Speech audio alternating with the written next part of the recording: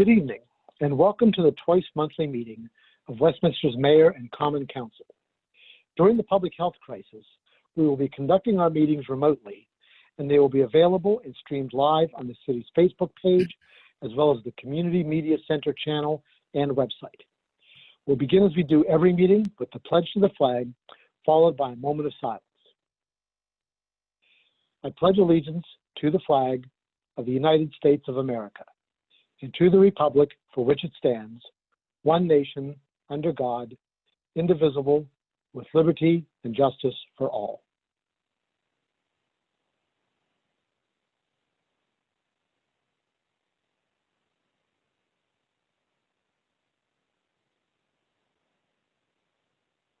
Thank you. Copies of tonight's agenda and the entire information packet that the council will be using are available online on the city's website, and you can download them there. And we will move on now to the first item on our agenda, which is the approval of minutes. We have minutes from the Mayor and Common Council meeting on September 14th, 2020. Is there a motion to approve the minutes? I'll move to approve the minutes, Mr. President. All right, there's a motion from Mr. Cavacci and a second from Ms. Gilbert. Thank you. All those in favor signify by saying aye. Aye. Those opposed say nay. I seem to have it, and the ayes have it, and the minutes are approved. The next item on the agenda is presentations. We have one presentation this evening, and it's on the Bee City USA program by Kate Fisher of the Carroll County Beekeepers Association. Ms. Fisher, thank you for joining us tonight. Thank you for having us. Give us one moment. We're going to share our screen.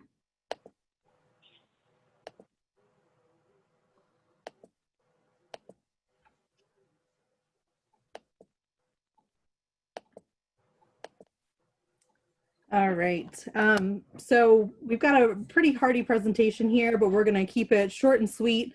We'll make sure that the council has this to refer to later if they need to, but we just wanted to thank you for allowing us to come here today to talk about the Bee City USA program and possibly putting Westminster on the map with pollinators. The reason why we wanted to come to Westminster is because we feel like this program is kind of in line with a lot of the other forward-thinking environmentally friendly initiatives that Westminster has been part of. Here we've just got a couple pollinator fast facts. We won't read these to you, but just given some pretty quick snippets of the importance of pollinators, and not just honeybees, but all sorts of pollinators. Oh, and we will spare you our delivery of our joke telling, but we have heard tale that the city council has had a little bit of fun with bee puns since we asked to be able to present this. So we have included some ridiculous bee jokes in this presentation for your reference and later use. Thank you. Yes, we have definitely had a good time with a lot of bee jokes, for sure. We'll give you some new material. It's been quite the buzz for us. So, yes. Well, Bee City really is about bringing pollinator conservation from a global movement to a local one. So this really gives us the platform to make a real impact for our conservation. You know, it's really another way to put Westminster on the map too. You know, my name is Monica Schmidt. I'm the Vice President of Carroll County Beekeepers Association, and I'm a beekeeper, so I could talk bees all night. But we're not here just to talk about bees. We're here to talk about all pollinators and creating safe habitats and community involvement through Bee City USA. And I'm Kate Fisher. I'm a member of the Carroll County Beekeepers Association. Our club's been around since 1983. We are a 501c3 nonprofit, and we have a pretty robust program and offer a lot of supportive services, not only to our club members, but also to the public. It's not a requirement to be a club member to be on our Facebook page. So we support people who are supporting pollinators however we can. The Bee City USA program has been around since 2012. It was started as its own program in Asheville, North Carolina, and it's since been adopted by the Xerces Society, which is a national society that protects pollinators. And so far, There's 141 cities and counting that are registered Bee City USA participants. And as you know, the talk of pollinator decline has been a hot topic. So Bee City USA was formed to really create awareness and make a difference. So I really felt that Westminster could really make a difference locally. The really neat thing about the program is that it's an open source model. So we can really work with what we have. We don't have to invest a lot of money into building these victory gardens. Pollinators don't need victory gardens. They just need habitat to be able to reproduce and forage and thrive in the community.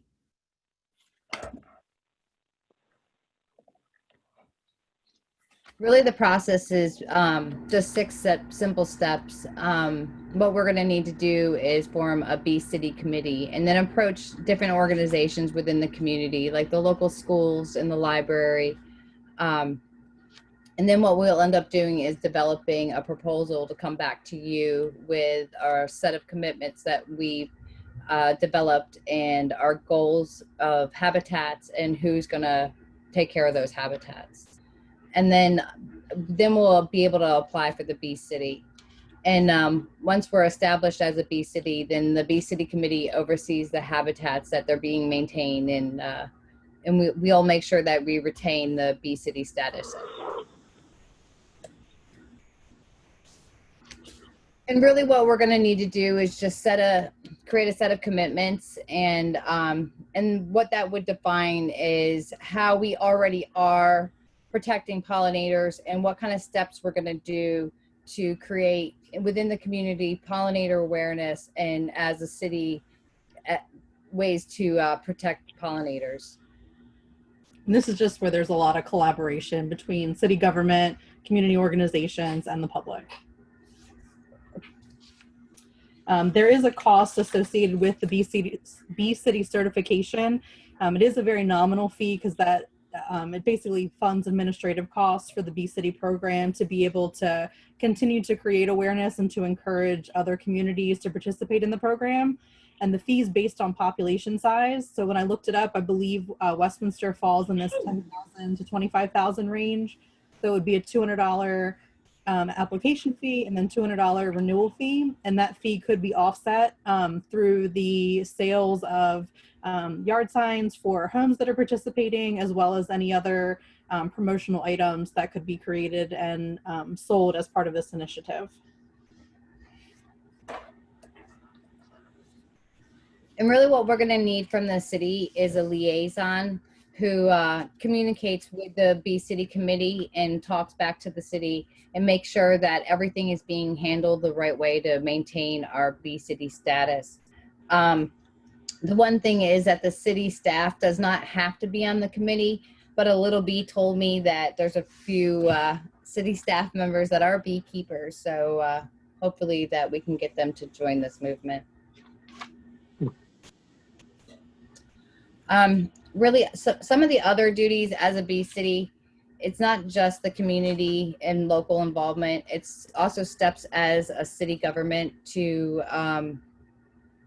look at ways that they can implement pollinator protection practices. So, as an example, like roadside repair and construction have a pollinator impact and restoration plan in place to help really make an impact citywide. And in these photos right here are from around Westminster that we took throughout the season this year. So just to see how the city really is taking some steps to keep the city pretty and feed our pollinators at the same time. There's a plethora of benefits to the community from participating in a program like this, but one of the best things about this, especially for a town like Westminster who puts so much into promoting local businesses, it's a really great opportunity for those local businesses to get engaged, to take action, whether that's that they have a space near their business where they can plant their own garden, or if we have contractors who through the course of their work are able to implement pollinator friendly practices. Like that's where, we talked about yard signs possibly for homes, but there could even be, you know, decals, pollinator friendly business decals or window clings that we do to engage those local businesses in being part of this and to promote them as well. There's a lot of opportunities within the community to be involved with the community. We could do local native plantings, do presentations for schools, and we already volunteer at a lot of different community events like Fall Fest and where we promote pollinator awareness. So we can do a large range of continued outreach. Also, there's a lot of volunteer opportunities. This is a big one with Bee City that they really love to boast about is school kids. A lot of school kids need volunteer time to be able to graduate. Bee City creates a lot of opportunities of protecting the habitats, maintaining the habitats, building habitats, and this gives opportunities for school kids to get hours for credit. It's also a great way to get like the Boys and Girls Club involved in different foster programs. It's a real good way for kids to get involved in the and with positive community activities, and it makes them feel good that they're doing something good. We talked a little bit about signage with the certification. A lot of cities like to proudly display the Bee City USA logo. We have a poster behind us that says "Be the next reason," or "Be the reason Westminster, Maryland becomes the next Bee City." Signage that is welcoming and lets people know that the community is interested in protecting pollinators. Pollinator decline is a frequent topic on the news, so it shows that, you know, this is a community that is aware and is interested in taking the steps they can. And one of the ideas that we really love and would love to see come to fruition is the creation and use of those yard signs where individual households, if they are you know, allowing the dandelions to grow in their yard, or they're mowing their lawn just a little bit less, or, you know, not using even just like a drastic reduction in lawn chemicals, whatever steps they're taking, if it would be fantastic if Westminster were to be a Bee City to have a place on the website where those households could go and sign a pollinator pledge, commit to being part of the program, and then display that with the yard sign. Right now, we know that Westminster is enthusiastic. We've got a lot of political yard signage going on, but soon all that's going to be coming down, and it'd be great to see, you know, some friendly neighborhood competition where people can't wait to be the next one on their street that are part of the pollinator program. And right here are just a couple of links for you guys to use as for your reference. Our Carroll County Beekeepers site, and definitely the Bee City USA. Please check that out. And pollinator.org. Those sites have great resources for different opportunities we have to be able to get the community and small business in the city involved together, all working together for pollinators. And we have a few more here too. And these are just the current cities in Maryland that are already Bee Cities. There's 6 of them. So let's see if we can make Westminster number 7. And this is just to be able to get in contact with us. Feel free to email us at Carroll Beekeepers, or my contact, which is Monica Schmidt at the Little Bit Moan. Kate Fisher is her Kate Fisher 13 Gmail. And that concludes what we have for you this evening. So do you have any questions for us? All right. Well, Ms. Schmidt and Ms. Fisher, thank you very much for sharing that with us. All the jokes that we've been making aside over the last couple of weeks, certainly is a serious topic. There's a real need to do what we can to improve the situation for the pollinators, because it is becoming a problem in some parts of the country, and I think a lot of people recognize that. If you'll make sure that you send us that presentation to our city clerk, she can distribute it to everybody, and we'll have access to all the links, and we'll be able to have some discussion about this and see where we go with it. Does anybody have any questions? All right. Well, thank you very much for joining us again tonight. Oh, Mr. Cavacci. No question, just a quick comment. Thank you very much, ladies. I think based on the individual conversations we had over the past couple of weeks, I think everyone is probably enthusiastic about this, and I suspect that it's something we're gonna want to move forward with. So thank you for your time. I think it'll be well worth it. Thank you That's for very having us. exciting. Thank you. And Mr. is President, the city clerk you referenced, is that Shannon? yes, It is Shannon, that's right. Does she Ms. have it? Koski. Yes, if you send it to Ms. Fasowski, that would be great. Okay. Thank you. President. Mr. Dayhoff. Yes, I think it'll work really well with our Tree City status also. And then I believe Ann and I are going to try and bring up the Sustainable Communities Initiative also. So I think it all works out really well together. So I guess I can get together with Ms. Fisher and Ms. Schmidt about, I guess we need to come forward with a resolution. Mhm. Okay. And do Well, you have yard signs, Phil? why don't we, Mr. Dayhoff, why don't we go ahead and have some conversation about this before you Okay. start making any commitments? Okay, And we will, and then we'll be able to move forward. okay, Thank thanks. you. Thank you. you guys. Have a Sure. fantastic night. Thank you. Thank Thanks you. so much. All right, so we'll move on now to the next item on our agenda, which is the consent calendar. We have one item on the agenda. Is there a motion for approval of the consent calendar? I make So a motion moved. to approve. Second. Well, I think Ms. Gilbert, you were in first, so motion by Ms. Gilbert and second by Mr. Dayhoff to approve the consent calendar. And without objection, the consent calendar is approved. How about if we do it that way? It's easier than having to vote on these things. Looks sounds. Next item is report from the mayor. Mr. Mayor. Thank you, Mr. President. The only thing that I have today, which I don't know if we were going to discuss this in the COVID-19 update, but I wanted to address Halloween. Is this the appropriate time to do that, Mr. President? Sure, I think that'd be fine. Yeah, so we've gotten questions about whether or not Halloween is still on. There's nothing about Halloween that we can tell that is that goes against the any of the governor's mandates and restrictions. So we hope everyone's going to be safe for Halloween. We encourage everyone to socially distance and be creative about how you hand out candy and not go trick or treating if you or someone in your house has been sick. But trick or treating is an outdoor activity and it is still on. So it was never off or discussed to be off, but I just wanted to make an announcement because we are getting questions about that. And I do think some municipalities and neighborhoods and things like that have put some restrictions in, but we just ask everyone to be safe and follow the governor's protocols. That's it, Mr. President. Thank you. Very good. Good advice. Thank you, Mr. Mayor. I heartily agree with that. I don't think we had anything else on our pandemic update. Did we, Ms. Matthews? We did not, President Pecoraro. All right, thank you very much. So we'll move on to reports from standing committees. Mr. Dayhoff, anything for the Arts Council tonight? No report this evening, Mr. President. Everything's just buzzing right along. I have a feeling we're going to hear a lot of that tonight.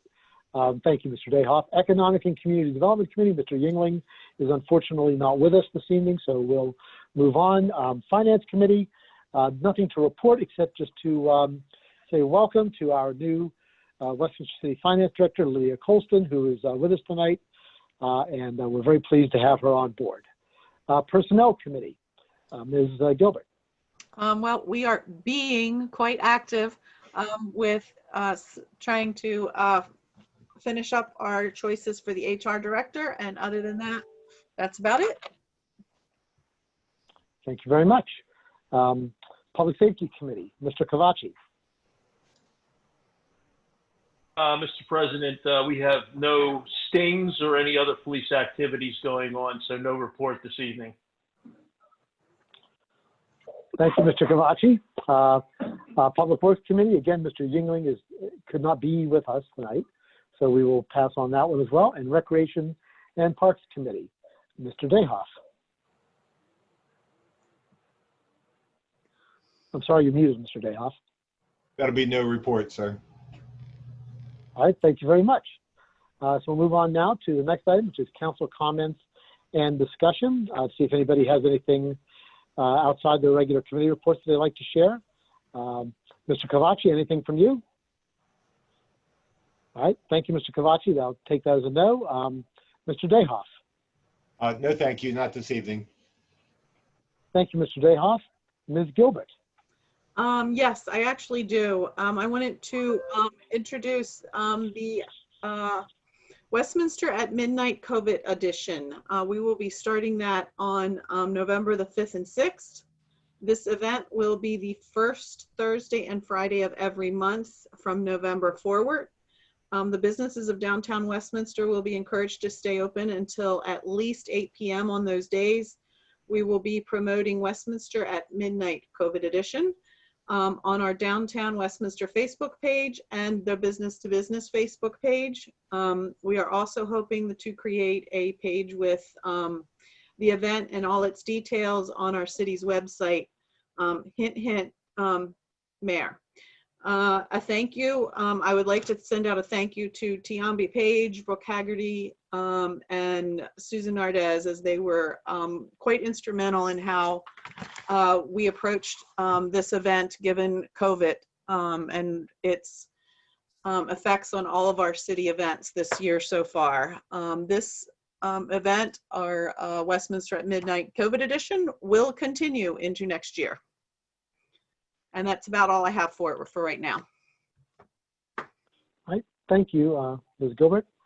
Next item are bids. We have 2 bids this evening. The first is an award of contract for the Cranberry Reservoir Water Quality Study. Mr. Glass. Yes, sir. The current capital projects for the water fund budget includes funding in the amount of $250,000, which is earmarked for new water sources. As you know, the primary focus for this funding is the city's reuse pilot project, and of course, all the associated tasks that go along with it, construction costs for our consultants and further work on the pilot, and et cetera, et cetera. One of the requirements associated with the pilot is a water quality study for the Cranberry Reservoir to determine effects of blending this highly treated reuse water with the reservoir feed water. The Maryland Department of the Environment included this requirement in response to an earlier technical memorandum that we submitted in the discussion for the Water Reuse Initiative. And since we recently found that we were notified of the grant award from the Bureau of Reclamation, because that provides some additional funding for the project, we wanted to move forward with this study. So in anticipation of the grant award, the city and Wildtech Engineering, our consultant, did some research, and we had identified some credential firms that were capable to perform the study just in advance of the actual award letter that we got. The summary of the proposals are the first is from Medora, or Solar Bee is the name of the company. The lead person is Mr. Steve Sanders, and their proposal is in the amount of $9,400. The second firm is Dr. Ciaran Harmon, and he's with Johns Hopkins University, and his proposal amount is $35,802. Now, the approaches of each firm are similar in terms of the modeling and blending dynamics. However, the approach submitted by Johns Hopkins included an extensive water quality component, which is really necessary to determine the level of eutrophication that was requested by MDE. The Hopkins study will be conducted over a 2.5-year period, and it is our belief that this should answer any questions and limit the potential regulatory review comments from MDE after its submission. I mentioned earlier that the project funding is in the amount of $250,000 earmarked as new water sources. So at this point, the recommendation would be that for this, the staff would recommend the Mayor and Common Council to accept the proposal of Dr. Ciaran Harmon of Johns Hopkins University in the amount of $35,802 for the Cranberry Reservoir study. It's further detailed in the attached documentation. And of course, authorize the mayor's execution of the associated contract. And I'd be happy to answer any questions you may have. All right, thank you, Mr. Glass. So I take it that what you're saying is that the Hopkins proposal was, even though it's considerably more expensive, is more on point to what the city needs to do to be able to satisfy MDE's requirements. Is that the case? That's correct. The both proposals speak to the mixing dynamics, but the Hopkins proposal goes into again the testing and eutrophication portion of the work that that is not included in the cheaper study, or I shouldn't say cheaper, less expensive study from Medora. All right, thank you. Are there any other questions for Mr. Glass? Mr. Right, President, may I I have a don't have a motion question, on but the, I'll go ahead and make a motion. All right, thank you, Mr. Cavacci. So there's a motion to accept the bid. Is there a second? I'll second it. Just to be There's a clear, second Mr. from Mr. President, Dayhoff. my motion is for the Hopkins study, the 35802. Right, for the staff, for the staff recommendation. Yes, sir. All right, so Mr. Cavacci's motion is to accept the staff recommendation to accept the Hopkins bid. There's a second from Mr. Dayhoff. Is there any further discussion or any additional questions from Mr. Glass? Hearing none, we will move on to a vote. All those in favor of the award to the Johns Hopkins University signify by saying aye. Aye. Aye. All those opposed say nay. The opinion of the chair, the ayes seem to have it, and the ayes have it. And the bid is awarded to Johns Hopkins University. Thank you. And let's see, thank you. And the second, I'm sorry, scroll back up here. The second bid tonight is approval of a sole source procurement of Mitel phone system replacement, and Mr. Holmes is going to discuss that for us on behalf of Mr. Davidson. Mr. Holmes. Yes, thank you very much. The staff here at the Technology Department for the City of Westminster is here for get the approval for the sole source procurement of the Mitel phone system. The fiscal year 2021 budget allocates funding in the amount of $25,000 for the replacement and upgrade of the city's current Mitel phone system, which is reaching its end of life at 10 years old. The staff initially envisioned a wholesale replacement of the city's phone system, keeping the phone system on premises for the approximate cost of around $250,000.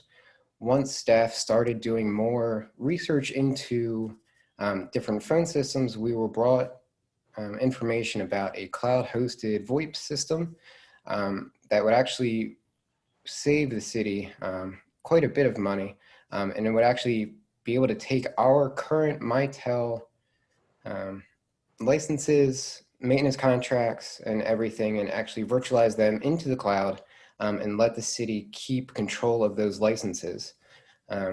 That proposal was brought forth by VoIP Networks out of New York, and they actually run 2 data centers in the Mid-Atlantic region that would host our the virtualization of our phone system, therefore being redundant.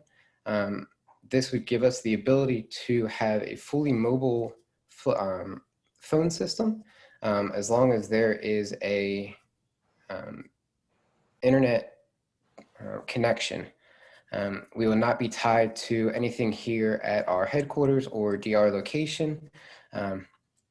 And especially during this COVID pandemic, people would be able to use their phones, actually work from home instead of having to rely on cell phones or current home phone situations. The proposal from VoIP Networks, it actually came out to, for the cost of the implementation, came out to $11,950. And that is for the virtualization, service, and maintenance of the city's current phone system. So staff recommends that the Mayor and Common Council approve the sole source procurement of the replacement Mitel phone system from VoIP Networks in the total amount of $11,950. And if you have any questions, I would be glad to answer them. All right, thank you, Mr. Holmes. May I have a motion? Make a motion that that we approve the sole source procurement of the replacement of the Mitel phone system with the VoIP Networks from New York at $11,950. Thank you, Ms. Gilbert. Is there a second? Second. All right, so the motion from Ms. Gilbert and a second from Mr. Cavacci. So Mr. Holmes, sounds like we're, instead of spending $25,000, we're going to spend a little less than $12,000. That sounds like a pretty thrifty idea to me, and it's going to work well for us. Any other questions for Mr. Holmes? Mr. President. Mr. Cavacci? So it's great that we're saving a lot of money. I think that's wonderful, and I do like the transportability. We have that actually with our phones in my business. Our employees take them home and they work anywhere. That being said, Mr. Mayor, I know that in your previous life, this was your area of expertise. I'd love to hear your take on this because frankly, it's pretty technical, and my suspicion is you probably understand exactly what we're looking at here better than any of us. Where are you at with this, Mr. Mayor? So the last time the city made a big change here, which was when the city purchased this the current phone system, VoIP, voice over IP. I don't want to say it's new, but it was at that point just beginning to start being like universally adopted as the standard. It wasn't quite ready yet, in my opinion, for a lot of large organizations. And this is a like a cloud hosted phone system essentially. So what they're doing is they're taking the handsets that when you think of the phone system, you think of the phone on your desk, but they go back to like a main unit that's the house somewhere in 56 West Main, and then everything's kind of ran from there. What's happening is that unit is now a piece of software on a virtual switch somewhere in a data center, like Matt said, Mr. Holmes said, and there's redundancy, so it's actually safer. It's more redundant. It usually gives you some options in terms of extra functionality, although the system we had was kind of a hybrid and probably had all the functionality already. But and it also means that it's not tied to one thing. So if you lose service at a location and you go somewhere else with your phone, you hook it up to the internet, you have it. As long as you have a good internet connection, that's the key. But with fiber and even high bandwidth cable connections, you usually have very good high quality you have good high voice quality, but it's the way to go. My businesses all have cloud phone systems just like yours, Mr. Cavacci. It costs less money, and it's better in just about every way. All right, well, Mr. Mayor, thank you for that explanation. Any other questions or comments on this? All right, hearing none, we'll move on to a vote. All those in favor of awarding the sole source procurement of my telephone system for the my telephone system replacement, please signify by saying aye. Aye. Aye. Those opposed say nay. Opinion of the chair, the ayes seem to have it, and the ayes have it. And the bid is awarded. Thank you, Mr. Holmes. Appreciate it. And thank you, Mr. Davidson, for us. Thank you very much. Next on the agenda, we have two ordinances and resolutions tonight. The first is for introduction of ordinance number 927, an ordinance amending chapter 64 zoning of the Code of the City of Westminster, Article 9A, Historic District Zone, Section 164-51.3, creation and composition of Historic District Commission, appointment and term of members, vacancies, to alter the terms and composition of the Historic District Commission and to modify its powers. And for that, we will have Mr. Depot and Mr. Gray. And who would like to go first? Thank you. I'm going to have Andrew present this tonight. Thank you. Thank you, Mr. Depot. Right. Good evening, Mayor Dominic, President Pecoraro, and Common Council members. I would like to provide a brief summary of the city staff memorandum dated September 21st, 2020. Over the course of 2020, your Historic District Commission has been reviewing and updating their rules of order and procedure. A copy has been provided as an attachment to the staff report. The zoning ordinance will need to be amended to allow the rules to be consistent with the ordinance. Therefore, the amendments being introduced tonight with ordinance number 927 include, number one, a change to section 2A in order to provide that the commission will consist of 5 regular members and 1 alternate. This change would conflict with the current requirement of the zoning ordinance in section 164-51.3, that the commission consists of 7 regular members. Number 2, reduce the number of commission members who must be residents of the city from 4 to 3. Number 3, allow non-resident commission members to include commercial leaseholders maintaining a physical business presence within the city. Currently, only owners of real property may be non-resident commission members. Number 4, delete the commission's right to accept and use gifts. And lastly, number 5, add an alternate commission member's obligations. Upon introduction, and if you decide to refer the proposed ordinance to your Planning and Zoning Commission, they will hold a public meeting to review the proposed text amendment and make a recommendation to this council.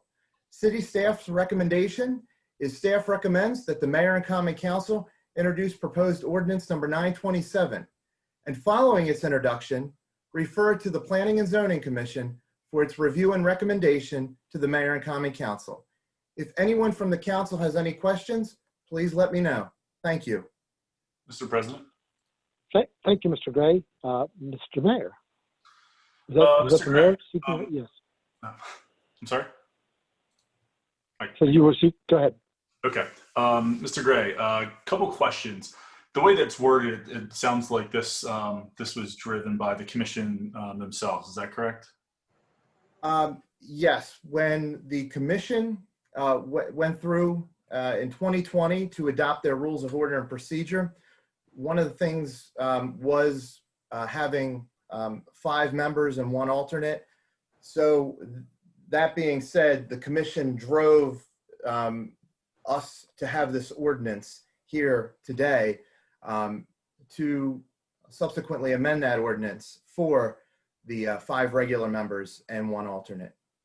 And an alternate member is, for instance, a couple of years ago, the Planning and Zoning Commission had an alternate member, and the Board of Zoning Appeals also has an alternate member.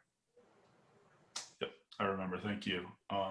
So I guess I just would like to know what if you have this information, if you know like what the driving, like the ideas behind some of these changes were, like the reasons for them. You know, I can make some assumption as to why they want to make some changes, but if you know, I might not be assuming correctly. So if there's any you know, any information you have as to why each of these, you know, changes were kind of, you know, I get like for now, you know, I think about it, reducing the number of city residents from 4 to 3, you know, makes some kind of sense if you're reducing the number of members. So I see that they're kind of tied together, but I guess if there's any backstory to why these changes are being suggested, I would just like as much information as you have. Yes. And with that, let me just, let me pull up. I do know, just went a little bit through the seven regular members and to 5 and 1 alternate. Right now, the commission has 6 members. There's still 1 vacancy. Then reduce the number of commission members who must be residents from the city to 4 to 3. With that, I'm just going to just to make sure I'm on track. I'm going to defer to Mr. Depot. Mr. Depot? Thank you.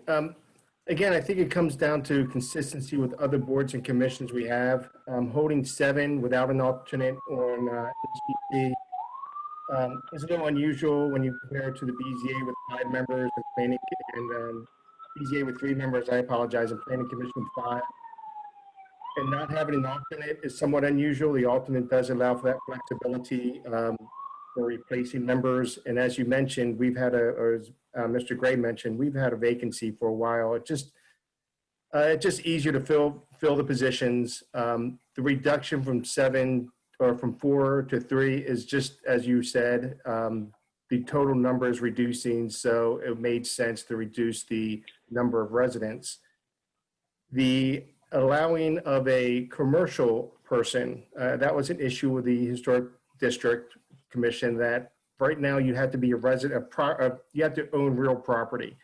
And they felt that some of its leasing land, some of its downtown as a business owner would not be afforded the ability to be on a commission that really does affect them. So they felt it was important to have that business entity as part of the HTC as well, at least opening that ability up.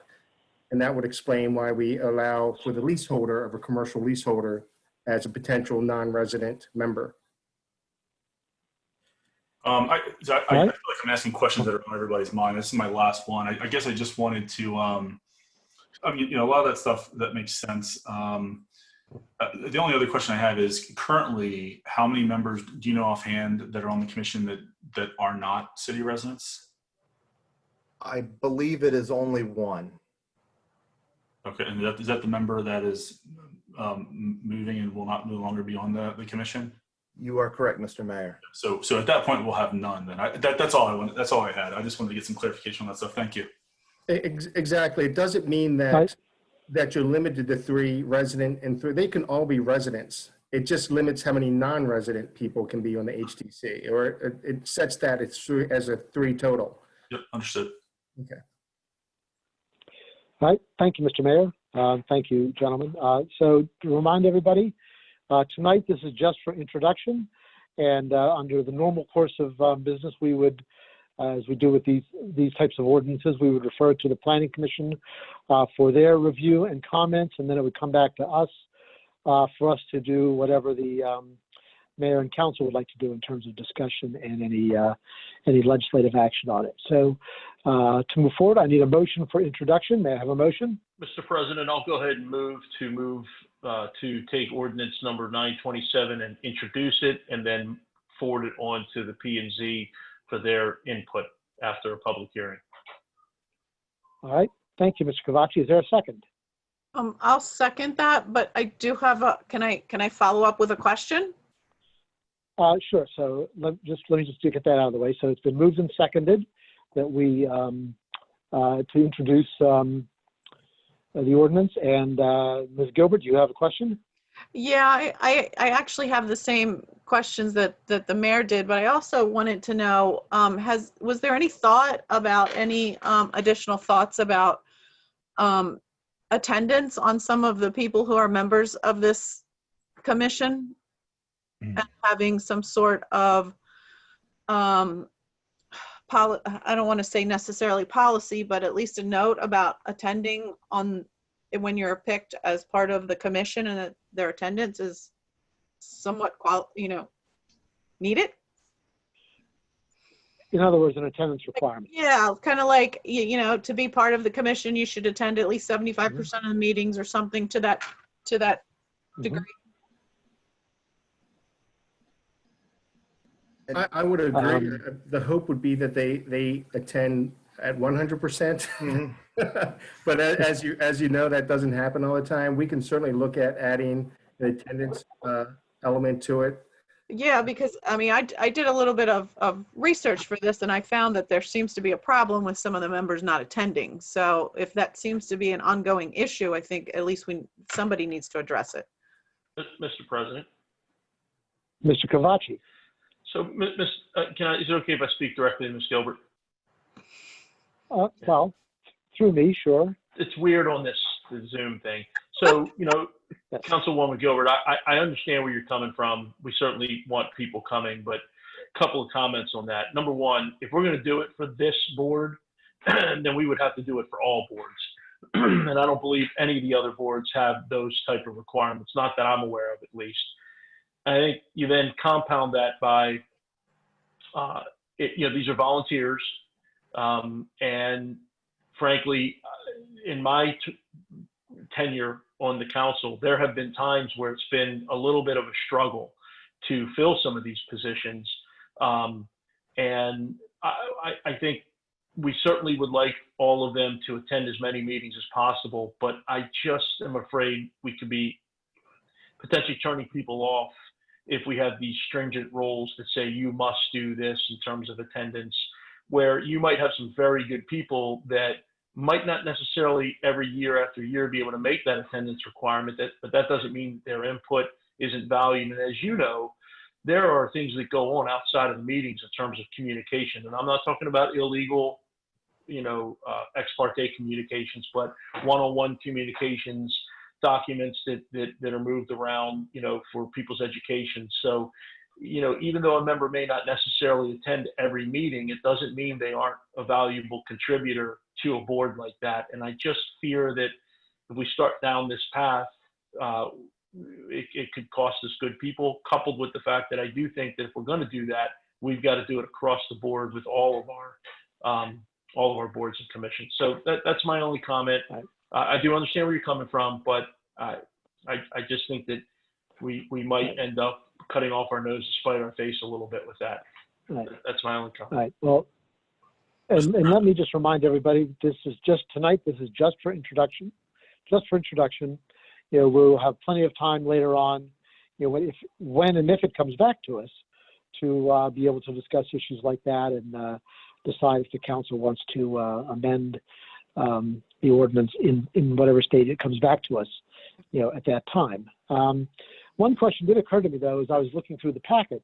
I'm unaware, perhaps just that I have never been informed, but are other boards and commissions have this extensive a set of rules of procedure for their meetings? Mr. President, the Board of Zoning Appeals has a set of rules and order and procedure that I believe were adopted in '93. The Planning and Zoning Commission has a set of rules of order and procedure that I believe were adopted in 2019. And the Tree Commission, we are working on a set of rules of order and procedure for the Tree Commission. All right, thank you. That's good to know. Any other questions or comments on this before we move to a vote? Yeah, Mr. President. Mr. Mayor. I did just want to address Ms. Gilbert's comments, because I don't want her to think that there's no recourse for not attending. We made some changes recently. I appointed 2 new people. A couple people that weren't coming to meetings were replaced or vacated their position, and it's been something that is addressed. Of course, commissions are never you're never done addressing commissions. You're constantly finding new good people that want to volunteer their time for the city, the benefit of the city and their community. That is the case. And the 2 newer members, I believe, have been to either every meeting since they were appointed or have missed no more than one. So I think there's been some good movement there. I don't want you to think it's not addressed or there's no recourse. You don't necessarily need to have everything written down. If someone's not living up to their requirements, you can replace them without having a stipulation for every reason why you would do that. But just to I don't know if they were appointed before or after you were elected, so I wanted to let you know. Thank you for that clarity.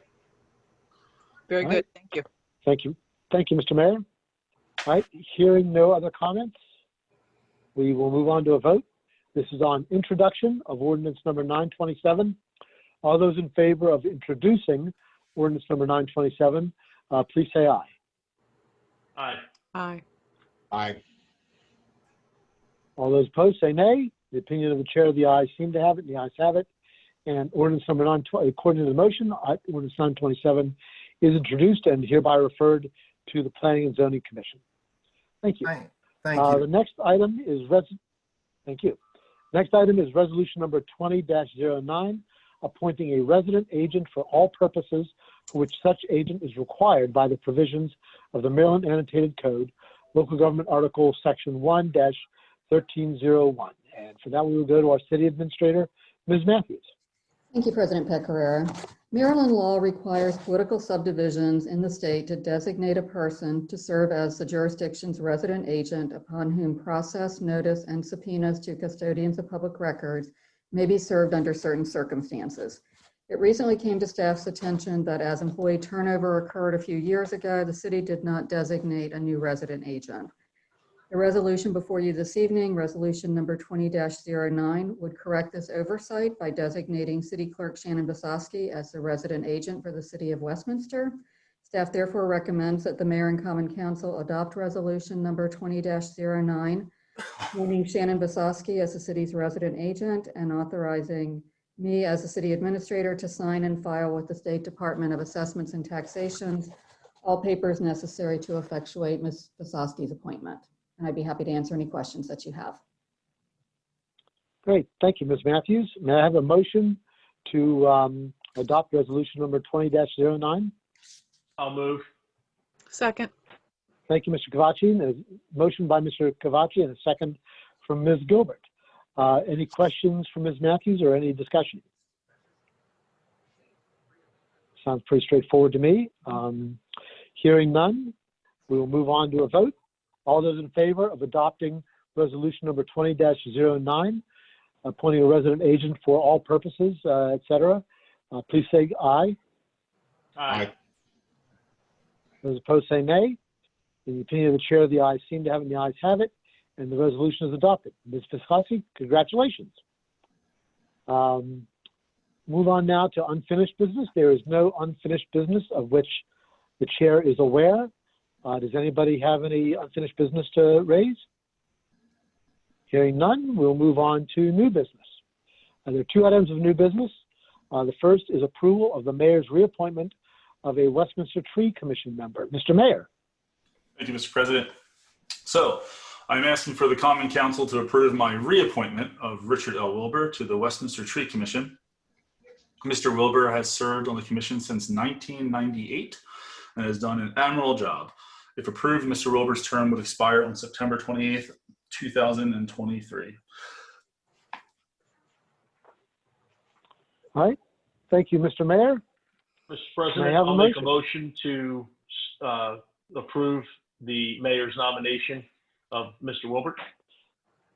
And I All right, second it. thank you, Mr. Cavacci. Is it been a motion by Mr. Cavacci and a second by Mr. Dayhoff to confirm the mayor's nomination of Mr. Wilbur?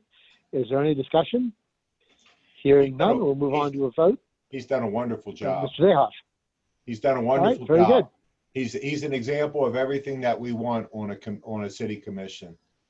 He's been very committed, and he's just done a wonderful job. So Great. we're happy to Thank you. reappoint him. We're happy to have him. Very good. All those in favor, please say aye. Aye. Aye. Those opposed say nay. Opinion of the chair, the ayes seem to have it, and the ayes have it. And Mr. Wilbur's appointment is confirmed. The next item is goes back to the construction on the new municipal offices, Warner Construction, change order number 12. Ms. Matthews. Thank you, President Pecoraro. Change order number 12 consists of 3 separate items that are described in detail in the memorandum in your agenda packet. But in a nutshell, they consist of 2 new trench drains that we could not salvage all the original ones as originally planned, some sidewalk revisions to repair damage caused by a water main break that occurred several weeks ago, as well as some additional furring along an exterior wall. All told, these 3 items have a combined cost of $9,187.71. And I would just note that change order number 12 will not change the contract time for completion. So staff is recommending approval of change order number 12. Be happy to answer any questions that you all have. All right. Thank you, Ms. Matthews. May I have a motion on change order number 12? I'll move, Mr. President. Thank you, Mr. Cavacci. There's been a motion by Mr. Cavacci to approve construction change order number 12. Is there a second? I'll second. Thank you. Second from Ms. Gilbert. Thank you. Are there any questions for Ms. Matthews or any discussion? All right, thank you. Ms. Matthews, sometime when you've got a spare moment, if you could, or have someone total up what the change orders have been, I think it'd be good just to keep track of what the total dollar amount of the change orders is as we go forward, but we don't need that right now. This is fairly modest. I just was curious when you get a chance. Certainly, I'll provide that information later this week. Mr. President. Thank you. That'd be great. Mr. Dayhoff. And if that could be distributed to council members, that would be great. And if we could delineate the purpose of each change order, I would like to see a line by line inventory of what's been approved, and what's been not approved. If that's okay with you, please. Sure, I'd be happy to provide that, Councilmember. Okay, thank you. I call the vote. All right, thank you, Mr. Dayhoff. All right, all those in favor, please signify by saying aye. Aye. Those opposed say nay. In the opinion of the chair, the ayes seem to have it, and the ayes have it, and change order number 12 is approved. Thank you, Ms. Matthews. That concludes the council's business. It's now time for departmental reports. Ms. Matthews. Thank you. Councilmember Dayhoff, would you like to give a report on behalf of the fire department this evening? No, we'll wrap that up at the next meeting. Okay. Thank you. I'd like to invite our new finance director, Ms. Colston, to provide her first report to the Mayor and Common Council. Ms. Colston, welcome. Thank you. I have spent Mr. President, thank you, and council members. I have spent the past 2 weeks getting situated and learning some of the ropes and learning the staff and the people that I'm working with, and everything has been wonderful. Tammy Palmer, prior finance director to myself, has been helping me gather documents and uploading them for the auditors so that we can complete the fiscal year 2020 audit. Other than that, I don't have anything else to report on. All right, thank you very much. Mr. Gray, on behalf of Mr. Depot, who is actually celebrating his birthday this evening with his family. Thank you, Ms. Matthews. I just want to let the council know that your Board of Zoning Appeals will be meeting on October 6, 2020 to hear a modification to case number 2002, which involves Valvoline, which is the new proposed service center located at the corner of on Gorsuch Road and Baltimore Boulevard, right across the street from McDonald's. Also, they will be hearing case number 2004, which is for a special exception at 221 Almeyer Court to allow a daycare facility for up to 8 children. Your Planning and Zoning Commission will be meeting on October 8th, 2020 for approval of the 2019 Carroll County Planning Annual Report and the recommendation to the Mayor and Common Council regarding ordinance number 927, which was just introduced today. And also, as the City of Westminster liaison to the Carroll County Complete Count Committee, I would just like to remind anybody listening, if you have not filled out your United States Census, please do that. So the City of Westminster, Carroll County, and the state of Maryland can get our share of federal funding. Thank you, Ms. Matthews. Thank you, Mr. Gray. Thank you, Ms. Matthews. Before we move on, I have a question for Mr. Gray. Mr. Gray, the Valvoline site that you mentioned, is that, you said it's across from the McDonald's. Is that at the site of the old Westminster Veterinary or Carroll County Veterinary Hospital? Yes, Mr. President. All right. So there's some significant access issues there, I think. Yeah, somebody who used to use that. I hope that that's something that that they'll discuss when they deal with that. I will bring it up to Mr. Depot. They are going to, this is for a rehearing on the subject of the applicability of zoning ordinance section 164-140. And that would be, if you don't mind, and Ms. Matthews, if you don't mind, if I could just pull that up real quick in the city code. Well, I don't need the details. Yeah, Okay. I don't need the details, Mr. Gray. I just wanted to mention that issue since I'm familiar with the site. So. Okay.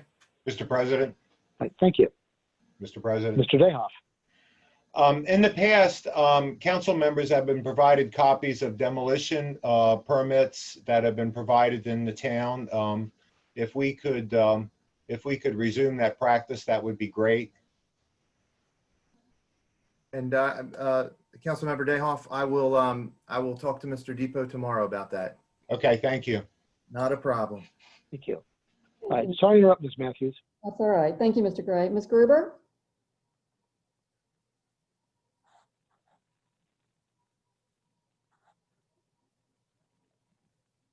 Ms. Gruber, I think you're muted. No, she's not. Oh, can't hear her.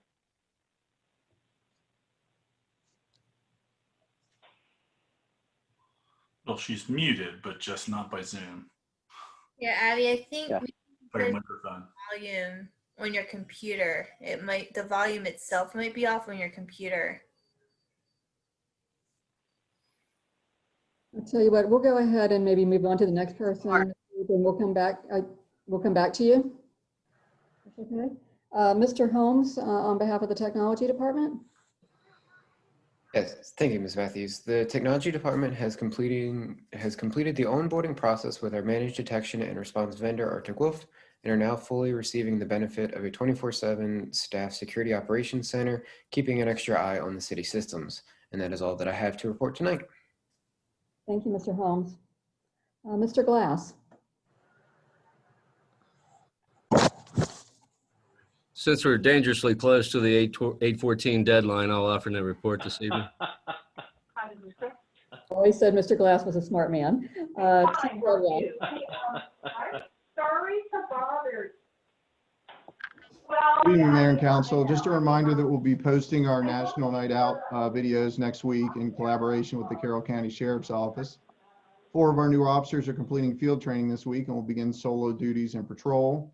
We'll be making a number of transfers based on the new officers effective October 13th, including filling the vacant positions in our downtown outreach unit and 1 detective position. Some of our sworn staff met with the Rise Up Community Nonprofit Center. We will be collaborating with Rise Up in the near future to promote fun activities involving our officers and youth at the center. That's all I have. Thank you, Chief Ledwell. And I think we'll circle back around to Ms. Gruber and see if her mic is working.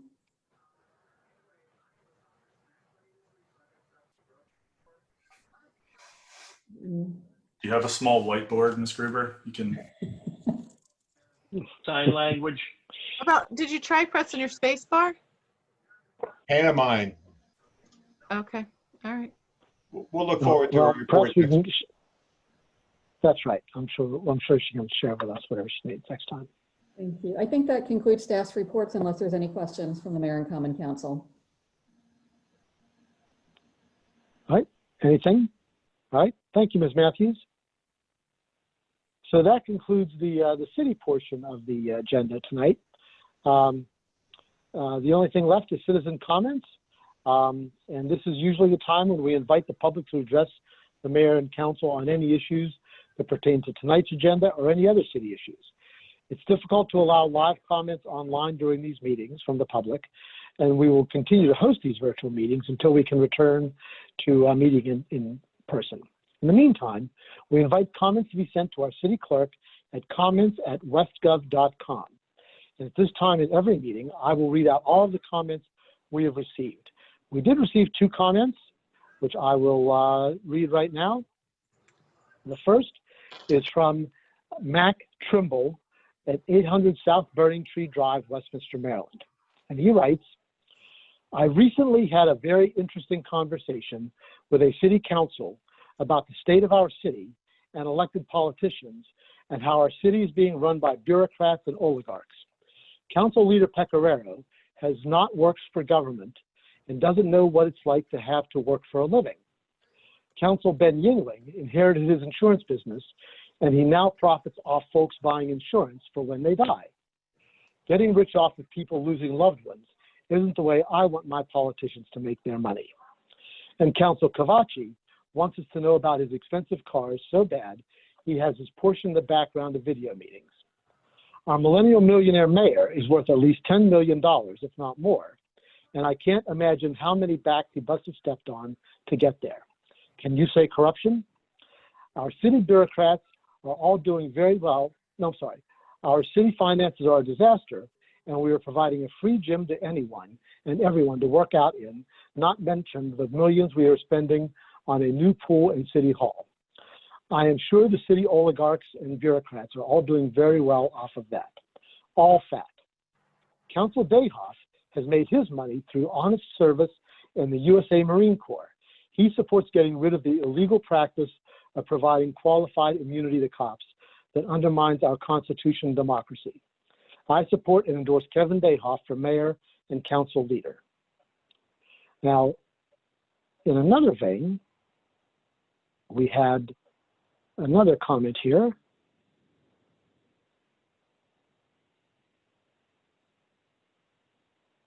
Dear Mayor and Common Council members, thank you for recognizing Direct Support Professionals Week and issuing a proclamation.